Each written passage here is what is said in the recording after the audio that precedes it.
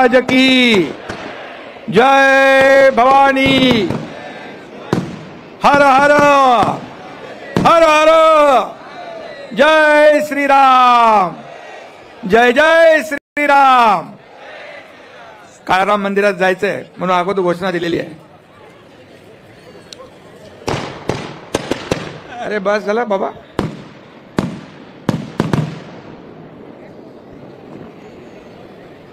जमलेल्या माझ्या तमाम लाडक्या बहिणींनो आणि लाडक्या भावांनो, लाडके शेतकरी, लाडके युवा, लाडके ज्येष्ठ, लाडके कार्यकर्ते आणि व्यासपीठावर बसलेले माझे सर्व लाडके नेते, लाडके पदाधिकारी, कार्यकर्ते, बांधव, भगिनी आणि पत्रकार मित्रांनो,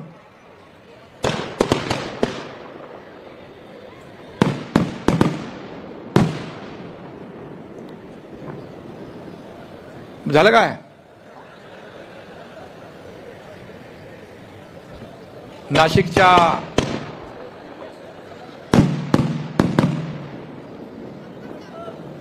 नाशिकच्या पवित्र भूमीत या अद्भुत नाशिकमध्ये आल्यानंतर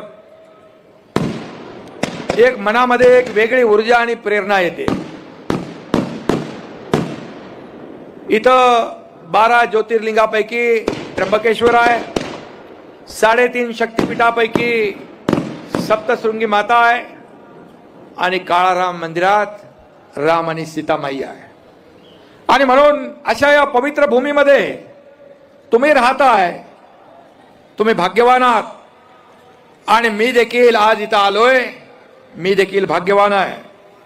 शिवसेनेला आणि महायुतीला या नाशिककरांनी या झालेल्या विधानसभेच्या निवडणुकीमध्ये एक अद्भुत यश मिळवून दिलं।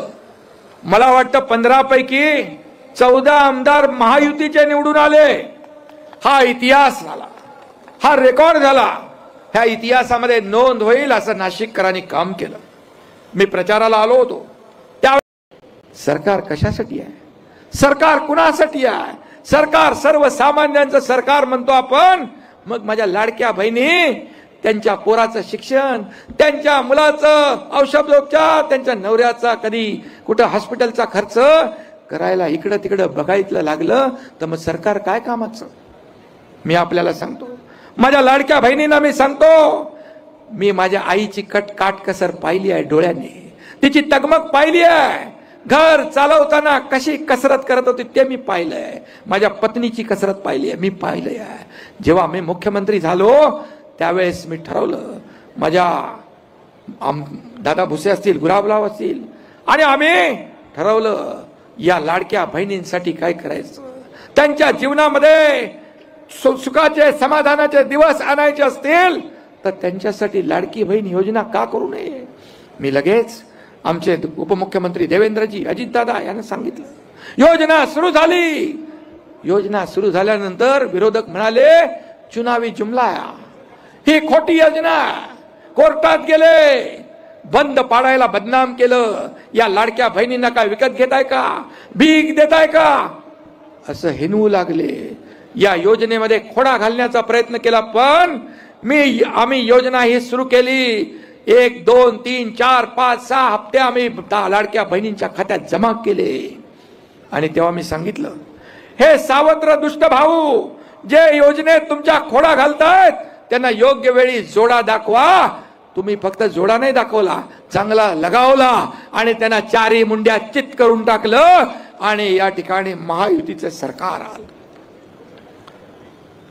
लँडस्लाइड मॅन्डेट, आतापर्यंतच्या इतिहासामध्ये कधीही एवढे आमदार निवडून आले नव्हते, तेवढे आमदार महायुतीचे निवडून आले। मला आठवतंय गुलाबराव इथं, दादा भुसे, सुहास कांदे सभागृहात होते। माझं पहिलं भाषण झालं मुख्यमंत्री झाल्यावर।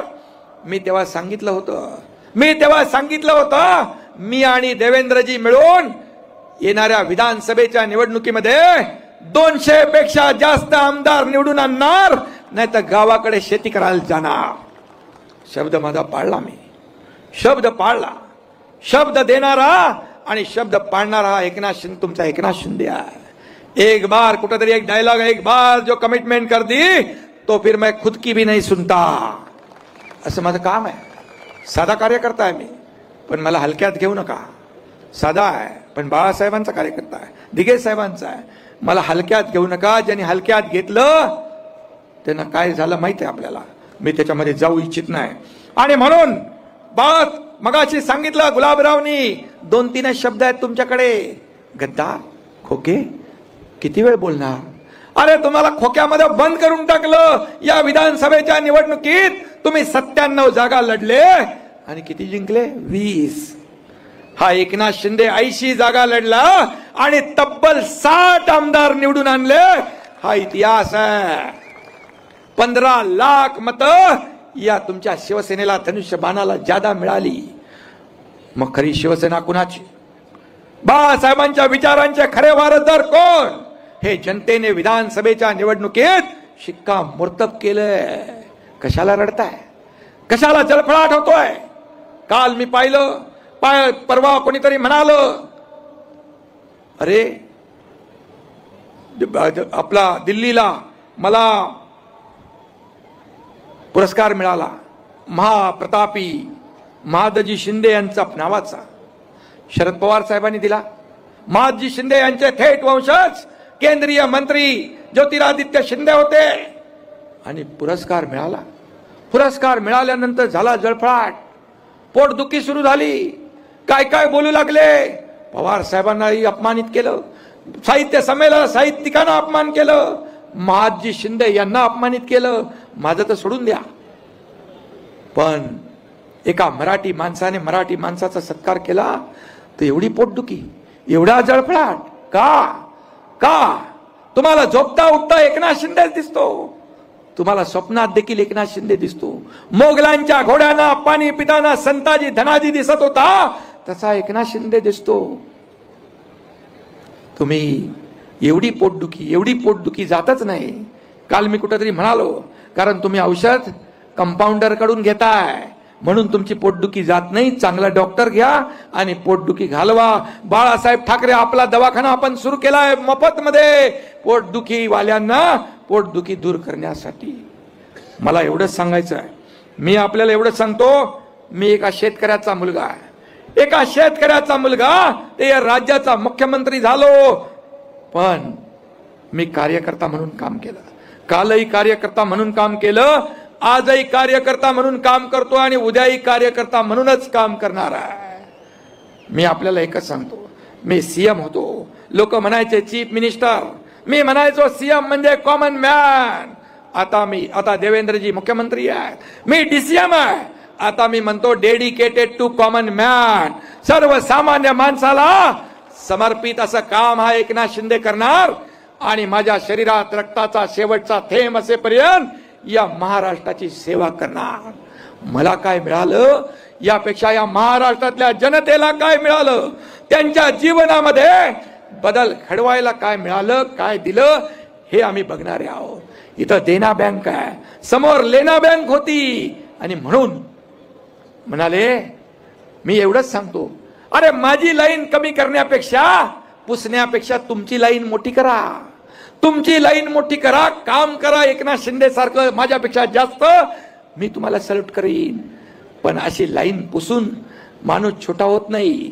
एकनाथ शिंदे जा खड़ा होता है वहीं से लाइन शुरू होती है, ये लाइन जनसेवेची आहे। विद्यार्थ्यांना Maharashtra police, railway police, jail police, राज्य राखीव police, excise police, driver police, batsman police, तर विद्यार्थी मित्रांनो पोलीस खात्यामध्ये जायचं असेल, ज्या विद्यार्थ्यांना लेखी पेपर काढायचा असेल, तर लेखीचा कमी वेळेमध्ये जास्त अभ्यास करायचा असेल, याच वर्षी भरती व्हायचं असेल, त्या विद्यार्थ्यांसाठी लेखीसाठी फेमस असणारा क्लास आहे। लेखीची 100% हमी देणारा क्लास आहे। येथे तुम्हाला लेखीबरोबर फिजिकलचं परिपूर्ण मार्गदर्शन दिलं जातं। अत्यंत कमी फीमध्ये 100% रिझल्ट देणारी संस्था आहे। विद्यार्थी मित्रांनो, खाली दिलेल्या नंबरवरती कॉन्टॅक्ट करून माहिती घ्यायची आहे तुम्हाला, आणि पोलीस बनण्याचं स्वप्न विद्यार्थी मित्रांनो तुमचं साकार होणार आहे। ओके, त्यामुळं जो काही नंबर आहे, कोल्हापूरमध्ये क्लास आहे विद्यार्थी मित्रांनो, लेखीसाठी फेमस आहे। अत्यंत कमी फीमध्ये विद्यार्थी मित्रांनो मुला मुलींसाठी स्वतंत्र राहण्याची सोय आहे। ओके, जो काय हा नंबर आहे विद्यार्थी मित्रांनो, या नंबरवरती तुम्ही कॉन्टॅक्ट करून क्लास जॉईन करू शकता आणि जे लेखीचं जे काय पेपर आहे तो तुम्ही काढू शकता. तर विद्यार्थी मित्रांनो, हा व्हिडिओ जास्तीत जास्त मुलांना शेअर करायचा आहे, जेणेकरून त्यांना जी काही माहिती आहे ती मिळत जाईल. आणि चॅनलवरती नवीन असेल तर चॅनलला सबस्क्राईब करायला विसरू नका. ओके, धन्यवाद. जय हिंद, जय महाराष्ट्र.